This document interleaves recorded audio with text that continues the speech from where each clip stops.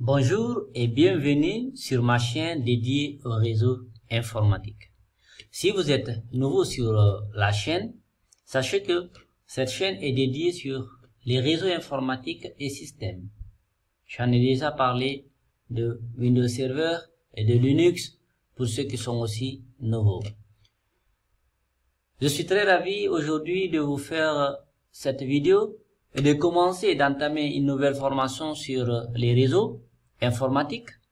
Si vous n'êtes pas abonné, abonnez-vous parce que c'est maintenant que nous allons commencer les bonnes choses. La seule chose que je vais vous dire pour suivre ce cours aussi passionnant, c'est d'être très patient.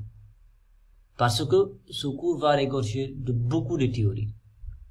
Comme vous le savez avec Daddy Academy, savoir faire, c'est bien, mais comprendre de quoi on parle, c'est encore mieux. C'est des concepts. Le réseau informatique, d'abord, c'est la théorie.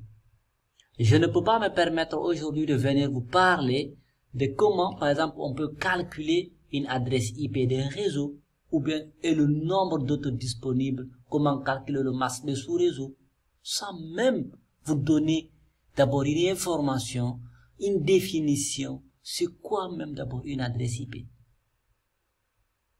Je ne suis pas de ceux qui vous venez juste bâcler les cours avec vous, non. Je prends tout mon temps pour essayer d'aller pas à pas. C'est pour cela que j'ai dit c'est de A à Z. Je considère que ceux qui regardent aujourd'hui mes cours, c'est des gens qui débutent, qui ne connaissent absolument rien du tout. Donc c'est comme ça que je me focalise, je me positionne. Donc même si vous comprenez quelque chose, je vous prie juste de bien suivre le cours jusqu'à la fin, ça sera des bonnes choses. Parce que si on essaie d'assimiler déjà une bonne partie, les bases, comprendre les bases, le reste, on n'aura pas assez de problèmes. Parce que n'oubliez pas que on viendra faire aussi ce qu'on appelle les cours de Cisco. Et mais sans comprendre déjà c'est quoi le réseau, tu ne peux pas te lancer à faire déjà de Cisco. On va parler de ce premier chapitre, c'est l'interconnexion des périphériques réseau. Donc la première partie, comme je vous ai dit, il y en aura pas mal de parties. On va parler de l'objectif de ce cours. Son objectif principal. L'objectif de ce cours, c'est de vous apporter les connaissances et compétences nécessaires pour installer, exploiter et dépanner un petit réseau. Ce module va vous permettre de comprendre les rouages, les bases déjà. Un petit réseau. Comment mettre en place un petit réseau. Mais c'est au fur et à mesure. Parce que on aura des dizaines et des dizaines de formations de vidéos pour vraiment assimiler ce cours. À la fin de ce cours, vous serez capable de réaliser les tâches suivantes. Décrire le fonctionnement des réseaux, identifier les principaux composants, parce que si on parle de composants, on va parler du matériel. Donc il faut comprendre déjà quels sont les matériels qui fonctionnent dans un réseau. Lorsqu'on va vous parler l'interconnexion, nous allons parler de l'interconnexion des périphériques. Quand on parle des périphériques, naturellement, on parle de matériel, du hard. Ok? C'est ça. Et on va parler aussi à l'aide de ce processus d'acheminement de paquets. Et vous savez que dans un réseau, c'est les données qui transfèrent, c'est-à-dire qui quittent d'un autre vers un autre. Ici, quand on parle d'autre, c'est quoi? C'est la machine. C'est les ordinateurs. C'est les périphériques. C'est l'autre, d'un autre vers un autre. Comment la communication puisse passer entre des différents autres. Décrire le problème à l'augmentation du trafic sur un réseau local et identifier des solutions de technologie LAN comité au problème des réseaux éternels. Peut-être vous avez une fois entendu parler que au niveau des télécoms, vous allez entendre les utilisateurs finaux qui disent que le réseau est saturé, et les appels ne passent pas. C'est dans quel cas un réseau peut saturer? Quand un réseau a une saturation, là c'est des choses. Soit l'entreprise télécom n'a pas un bon administrateur réseau, ou bien ils ne veulent pas aussi acheter du matériel performant aussi. Parce que ce n'est pas seulement la connaissance, hein. Parce que parfois tu peux aller dans une boîte ici, il y a de ces matériels, si on les vend à 2 millions, 3 millions, 4 millions, les entreprises n'achètent pas. Alors que c'est ça qui va permettre, en fait, de rendre très fluide la communication. Donc là, c'est plus le trafic augmente, il faut encore augmenter, par exemple, ce qu'on appelle la bande passante, augmenter le matériel aussi. Parce que un matériel qui ne peut prendre que, par exemple, 1000, et maintenant tu as un client de 2000, qu'est-ce que tu dois faire? Je vous donne un autre exemple. Si, par exemple, vous avez un bureau, au tout début, vous n'étiez que 2. Et maintenant, vous avez pris une place, au maximum, vous ne pouvez pas dépasser 5 personnes. Et au fil de 3 mois, 4 mois, 5 mois, vous êtes une dizaine, vingtaine. Qu'est-ce que vous devez faire? C'est les personnes que vous allez diminuer, ou bien c'est essayer d'augmenter la capacité de la place. C'est augmenter ce qu'on appelle la capacité, en fait, que la salle peut maintenant contenir. Soit vous allez construire, ou bien vous allez louer un autre local. Et c'est la même chose aussi avec le réseau informatique. Donc c'est dans ce cas-là, et maintenant il faut identifier les problèmes. Où se situe le problème? C'est au niveau du routeur, c'est au niveau du backbone, c'est au niveau du commutateur, du switch. Se situe le problème? C'est de tout ça qu'on va parler. Mais comme je vous ai dit, c'est les bases, on va y aller tout doucement, doucement. Et décrire aussi les raisons justifiant une extension de la portée d'un réseau local. Les méthodes qui peuvent être utilisées. C'est très important. Je ne vais pas trop rentrer dans l'explication. Décrire les raisons justifiant de connecter des réseaux avec des routeurs et comment des réseaux routés transmettent des données via TCP/IP. On parlera du modèle OSI. Le TCP/IP. C'est très intéressant. C'est pour cela que je vous ai dit, on va y aller tout doucement et doucement. Les 7 couches. On va parler de ces 7 couches. Je vais vous les expliquer très bien même, avec une explication très simple. Ok? Et on va parler aussi des routeurs. On verra tout cela lorsqu'on va parler de routeurs. C'est quoi un routeur? L'utilité des périphériques des réseaux étendus. Configurer l'encapsulation. L'encapsulation, c'est quelque chose de très très important aussi. Il faut comprendre qu'il y a ce qu'on appelle l'encapsulation. Comment les données s'encapsulent des notes vers une autre. Et comment la décapsulation se fasse aussi. Dans certains documents, vous allez voir, ils mettent désencapsulation. Mais moi, à mon niveau, je ne comprends que le décapsulation. Désencapsulation, je n'ai pas vu ce terme français. Maintenant, la construction d'un réseau, pour comprendre, comme je vous l'ai dit au tout début, pour comprendre le fonctionnement des réseaux, il est important de comprendre les bases du fonctionnement des principaux des réseaux. Donc c'est pour cela que ce modèle va vous expliquer les principaux composants des réseaux en vous présentant les éléments de base, par exemple les ordinateurs et des réseaux, des caractéristiques, les fonctions, les avantages, les mesures et les attributs utilisés pour caractériser les fonctionnalités et les performances. On parlera aussi du modèle OSI, Open System Interconnection, et les termes et concepts de communication des données. C'est la théorie d'abord. Je suis obligé de vous faire de la théorie d'abord.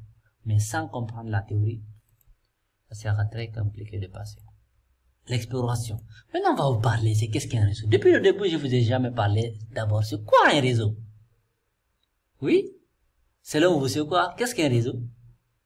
Oui, je vous écoute. Allez-y. Écrivez dans les commentaires, c'est qu'est-ce qui vient en premier lieu quand on parle d'un réseau, c'est quoi? Un réseau informatique. C'est ça la définition. Un réseau informatique est un ensemble de périphériques et de systèmes d'extrémités connectés, tels que des ordinateurs et serveurs qui peuvent communiquer entre eux. C'est des machines. Vous êtes dans un réseau local, à la maison par exemple, ou bien dans une petite entreprise. L'interconnexion, vous avez plusieurs machines qui sont interconnectées entre elles. Il y a des ordinateurs, il y a des imprimantes, il y a des téléphones, il y a des routeurs. Tout ça, ça communique, ça constitue ce qu'on appelle un réseau. Je vous donne encore un autre exemple. Un réseau, je vous ai dit, du côté informatique, vous avez compris que c'est un ensemble de périphériques et de systèmes d'extrémité connectés qui communiquent entre eux. Si vous prenez un groupe d'individus, on dit par exemple ici un groupe de réseaux d'entrepreneurs, ils sont là, quand ils sont regroupés, ils forment ce qu'on appelle un réseau.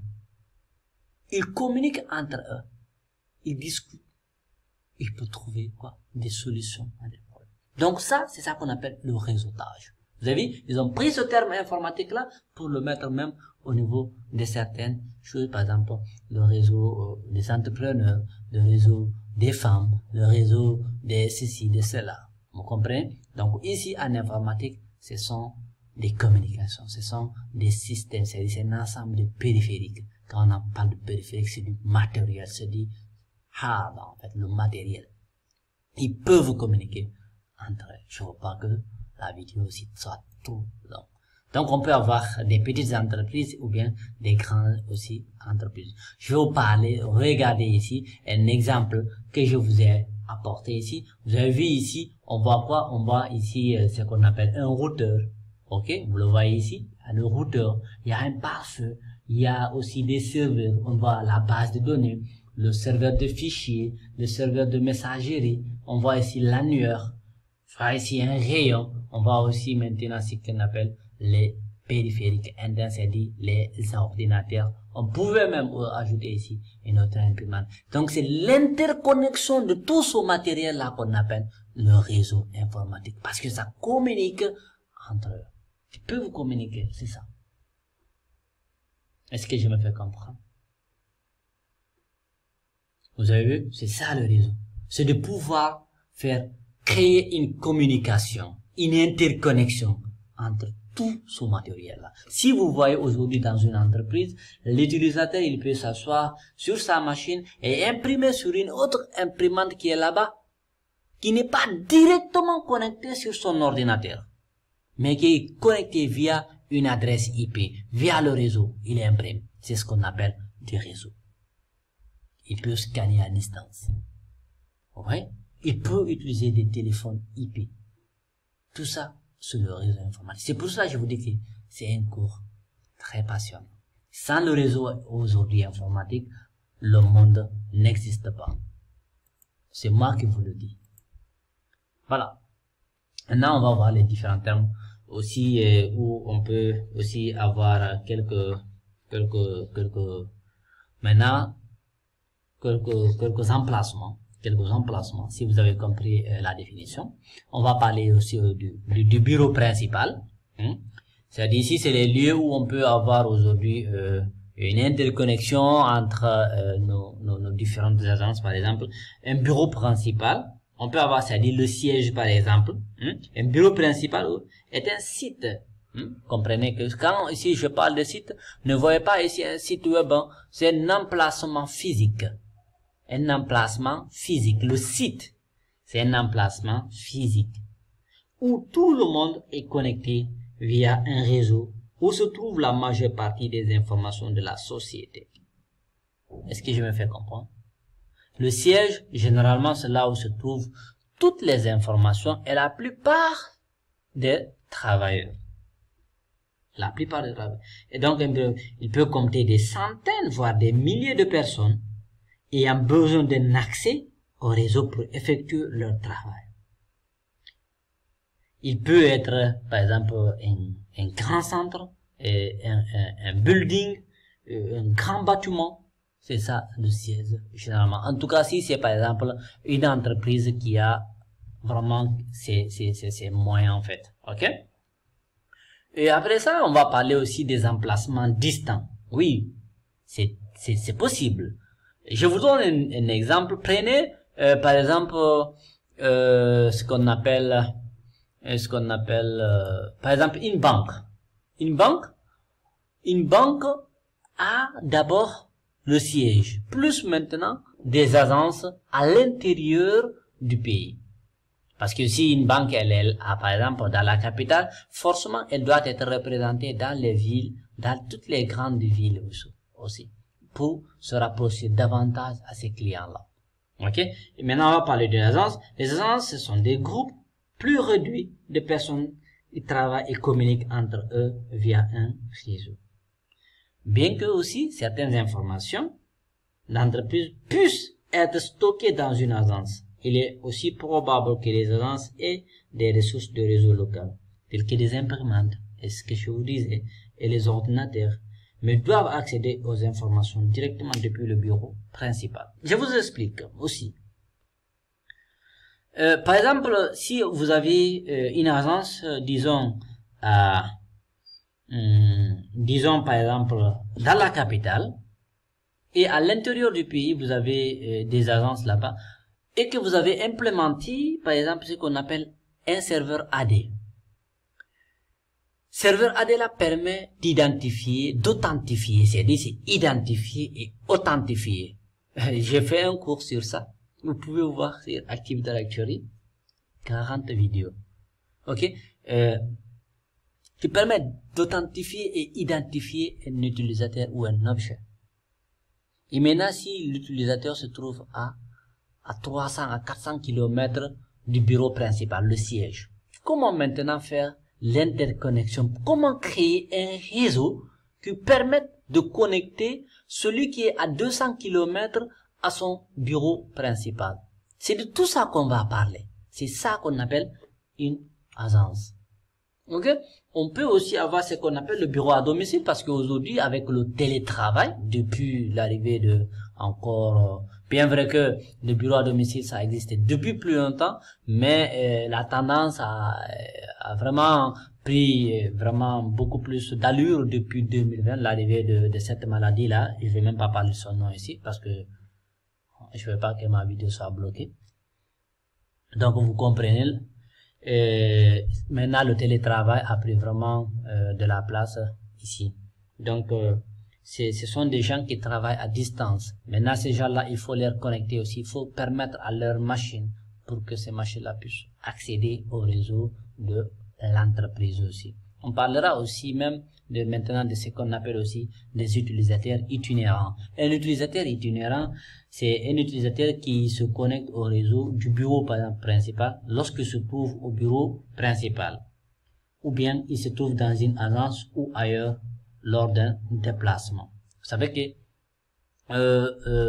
le bureau itinérant, c'est même par exemple un utilisateur itinérant, pas un bureau itinérant. Un bureau itinérant n'existe pas, vous m'excusez.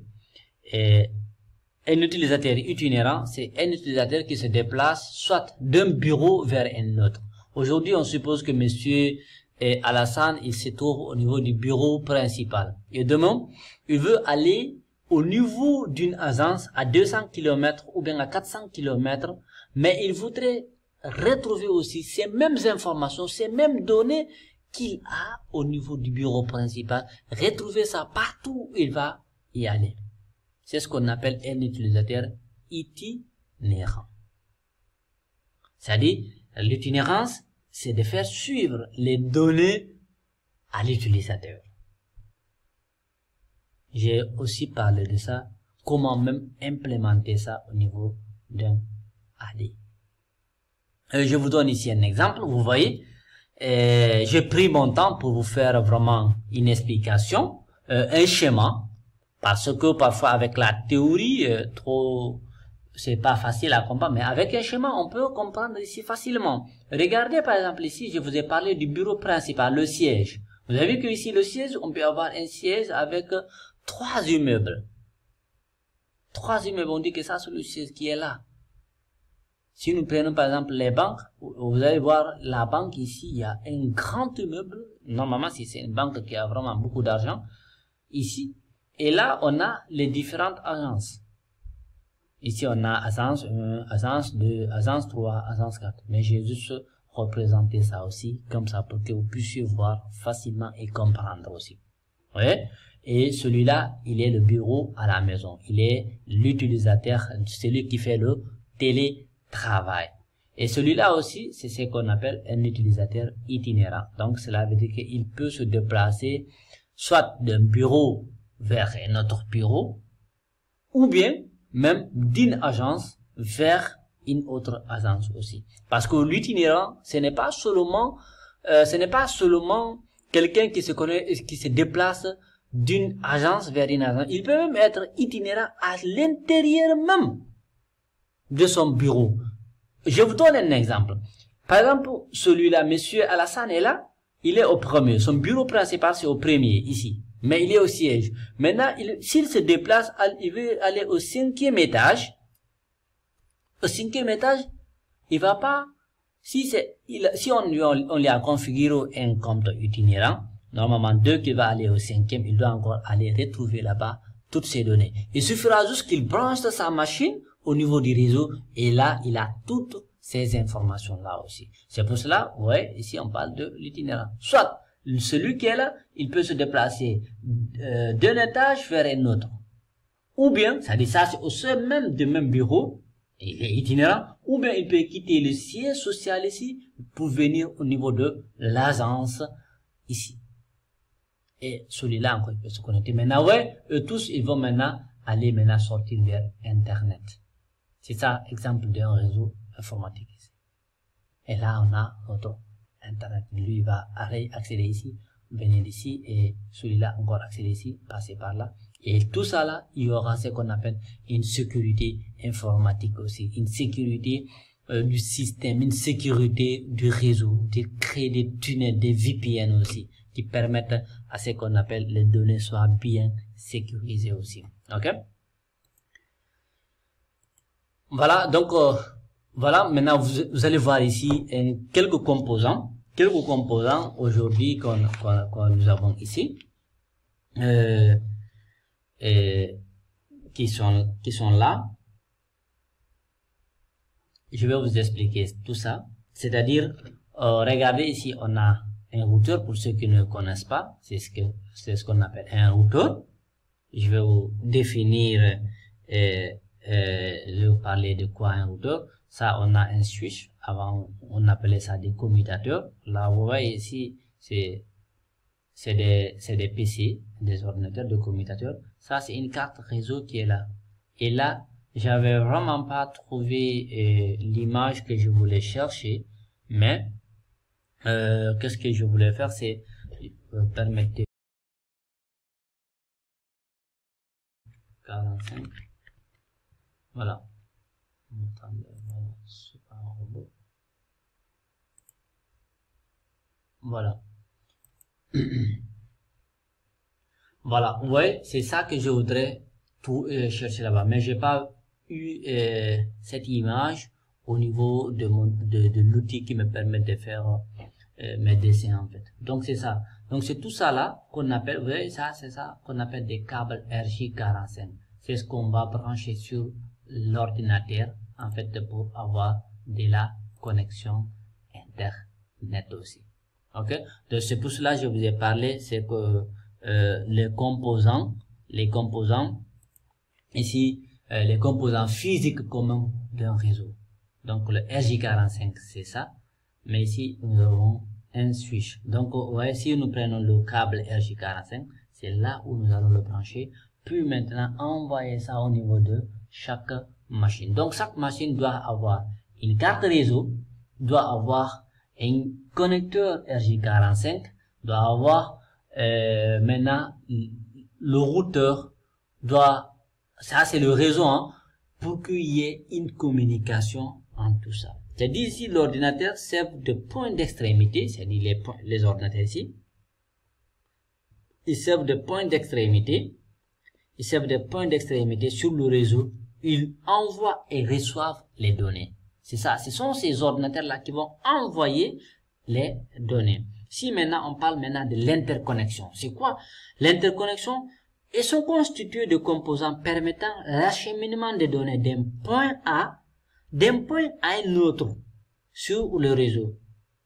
Maintenant, ici, on aura des cartes réseau qui là, c'est qu'est-ce qu'il maintenant une carte réseau? Il permet de convertir les données produites par l'ordinateur en un format pouvant être transmis via le réseau local. Ok, parce que n'oubliez pas que c'est ça qui est derrière l'ordinateur, que ce soit un laptop ou bien un personal computer. Ok. Aussi, on aura aussi d'autres supports réseau tels que les câbles, comme je vous ai parlé. Ok, au support sans fil permettant de transmettre les signaux d'un périphérique du réseau à un autre. On aura les connecteurs qui offrent des points de connexion pour le support, le câble en un mot, et aussi maintenant le connecteur, le RJ45 ou bien avec un Wi-Fi. On parle aussi de commutateur, le switch qui est là. Regardez, dès que vous voyez une image qui est représentée comme ça, c'est ça qu'on représente des switches. Ça c'est c'est ce qu'on appelle le routeur. Donc un switch, les commutateurs sont des switches sont des dispositifs qui permettent de relier au réseau des systèmes d'extrémité et assurent un routage intelligent des données. Ok.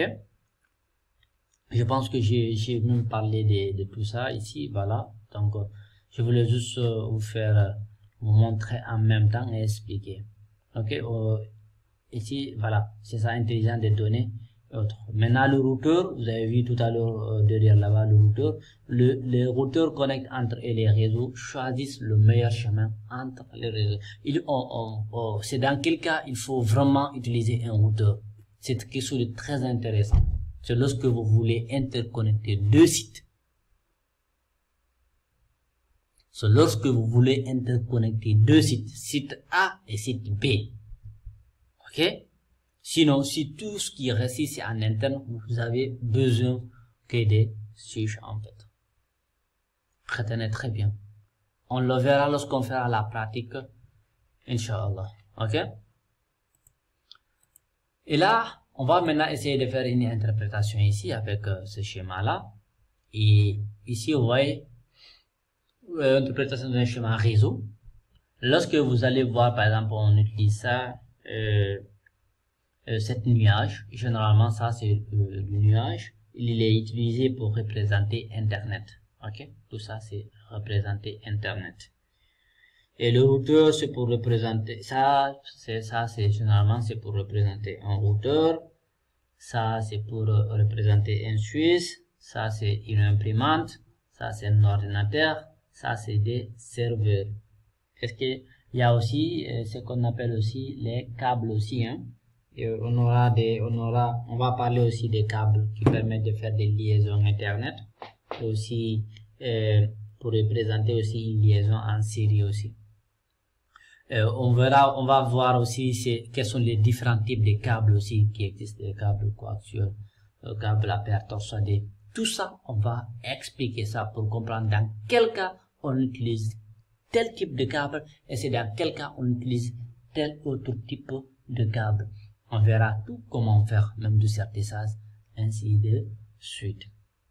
J'espère que ici je voudrais vraiment pas, vous voyez par exemple ici on parle de VPN. Ça c'est par exemple celui qui est là qui se connecte, il passe par un VPN pour accéder au réseau maintenant. Ça c'est un tunnel qui lui permet en fait de sécuriser le réseau en fait, c'est-à-dire sécuriser la communication qui va transiter entre sa machine et le réseau pour ne pas qu'il y ait une autre c'est-à-dire ce qu'on appelle le man et le middle, c'est-à-dire l'homme du milieu qui peut intercepter les données, les communications entre eux. Est-ce que je me fais comprendre? Donc vous voyez ça, c'est ça, ce sont des câbles en fait qui permettent d'interconnecter ces différentes, représenter une câble de liaison en série.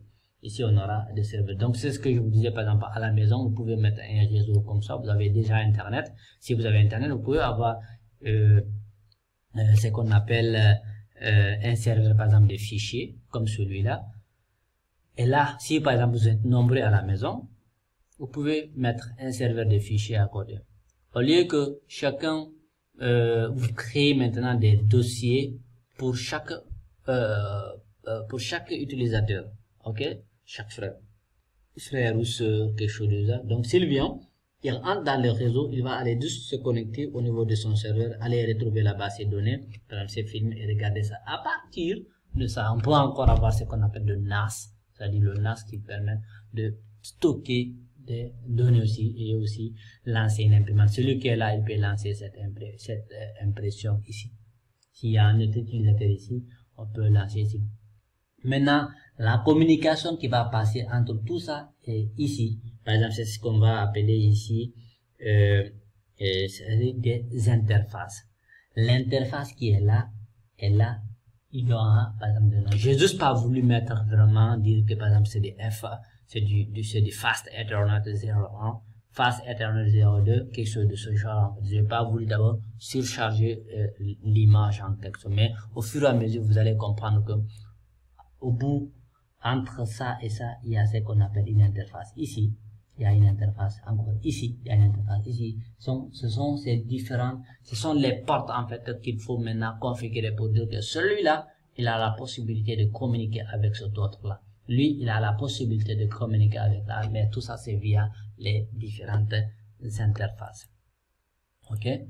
Voilà. Donc, merci, et je pense qu'on a encore commencé. Je ne vais pas faire une vidéo très longue, c'est juste pour que vous puissiez déjà comprendre les premières, les bases d'abord, petit à petit, et soyez vraiment rassurés. Je vais prendre tout mon temps pour mieux expliquer, mieux faire des dessins, pour vous donner les explications réelles et palpables. Et je vous remercie et à bientôt.